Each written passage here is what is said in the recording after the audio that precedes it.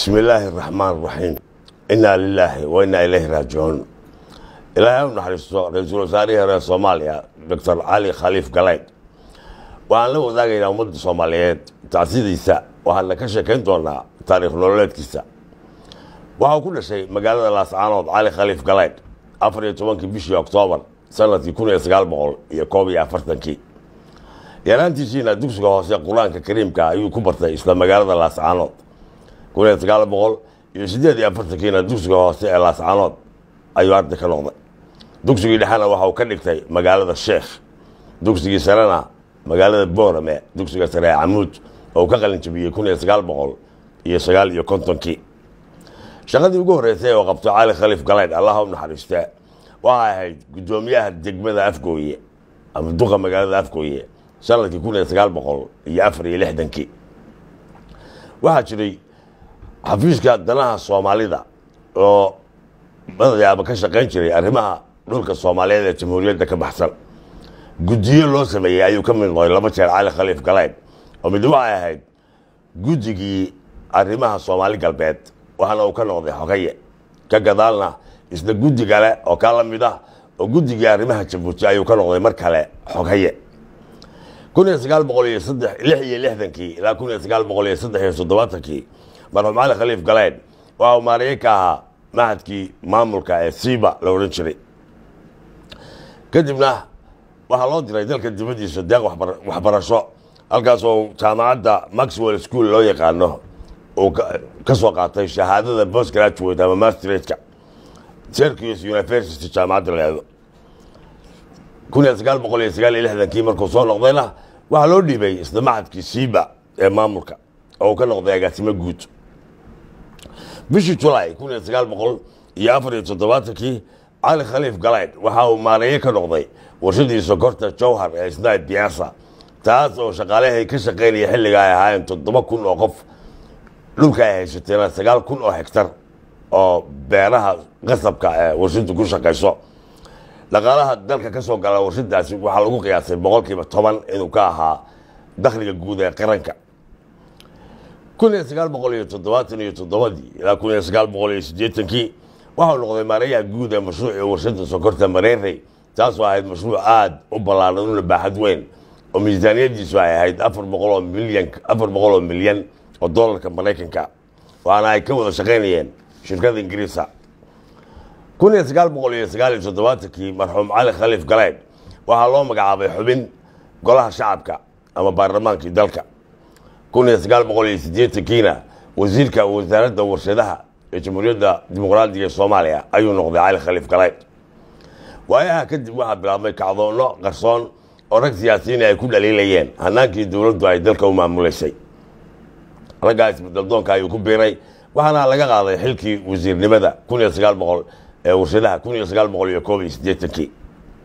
dabeetana markaa Cali waxa uu tagay dalka Mareykanka halkaas oo ku dhammaystiray shahaadada PhD oo xagga maamulka iyo dhaqaalaha uu soo bartay waana ka mid noqday professorada wax ka dhiga jaamacadaha Mareykanka waxa uu ka qayb galay Cali Khaliif Galeyd waayihii burburka shirarkii Soomaalida lagu nabadeynayay ee dalka gudihiisa iyo dibadiisaba shirarkii uu ka qayb galay waxaan ka xusi karnaa shirkii May ee Burco lagu qabtay 1991 iyo kii 1993 lagu qabtay Boorame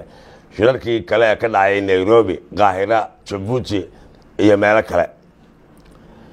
2000 markii shirweynaha Soomaalida lagu qabtay Jamhuuriyadda Djibouti magaalada Carta Cali Khaliif Galeyd waxaa loo doortay loo magacaabay ra'iisul wasaarihii qaranka taas oo ay muddo sanad xilkaasi sanadkii 2012 Cali bishii August waxa uu ka mid noqday golaha baarlamaanka golaha shacabka ee dowladda federaalka ee Soomaaliya ayuu ahaa xubin maareey wuxuu ahaa xubin mudane golaha shacabka ee baarlamaanka Soomaaliya Cali Khaliif Galeyd waxa uu ahaa sidoo kale siyaasi kaliya ma ahayn nin ganacsada oo ganacsada waaweyn ee dalka ka mid ah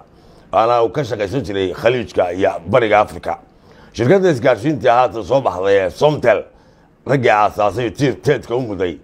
ayuu ka mid ahaa Cali Khaliif Galeyd sanadkii 2012 aan ilaahdo sanadkii 2012 shirkii talax ka dhacay shirweynihii ay isugu yimaadeen beelaha dega sool sanaag iyo cayn raggii hirgeliyey saldhigana u ahaa ayuu ku jiray cali khaliif galayd oo weliba ka ahaa hormuudka koowaad kadibna waxaa loo doortay madaxweynaha maamul goboleedka Soomaaliyeed ee sool sanaag iyo cayn oo khaatumo oo isagu uu yagleelay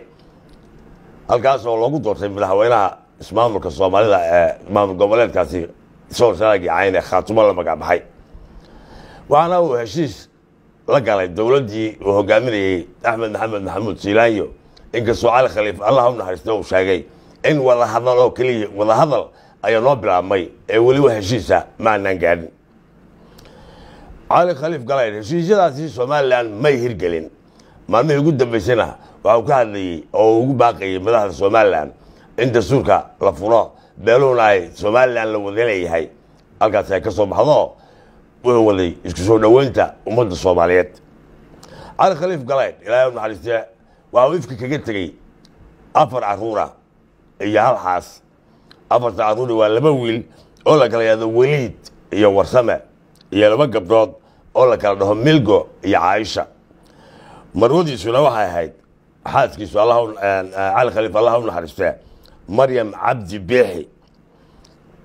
sida warkii ugu soo gaarayo madaxweynaha jamhuuriyadda federaalka Soomaaliya Maxamed Cabdullaahi Farmaajo waxa uu toos ula xidhiidhay khadka telefoonka marwada marxuumka Maryam Cabdi Beexi halkaas uu uga tacsideeyay geerida ku timid